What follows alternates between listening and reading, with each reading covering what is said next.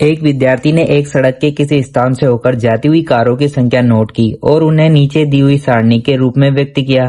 सारणी में दिया प्रत्येक प्रेक्षण 3 मिनट के अंतराल में उस स्थान से होकर जाने वाली कारों की संख्याओं से संबंधित है।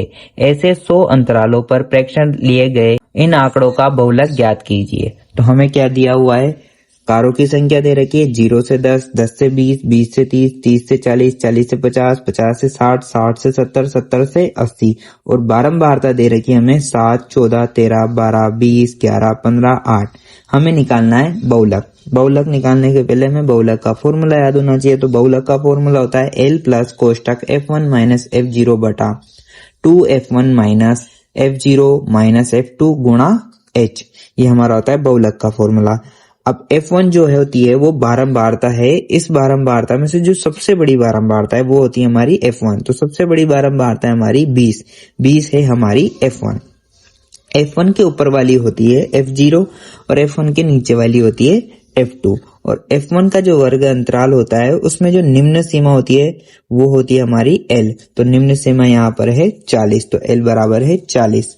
और H हमारा होता है वर्ग अंतरालों का अंतर। इन वर्ग अंतरालों का सभी का अंतर कितना है 10। तो F1 हो गया 20, F0 12, F2 11, L बराबर हमारा 40 और H बराबर 10। इन सभी मानों को हम फॉर्मूले में रख देंगे।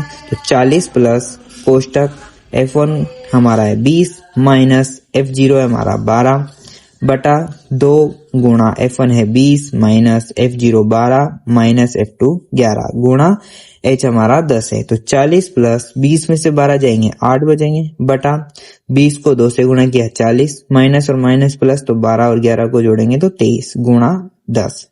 40 प्लस 10 को 8 से गुणा किया 80, 40 में से 23 गए तो 17। 40 प्लस 80 में 17 का भाग लगाएंगे तो 4.71।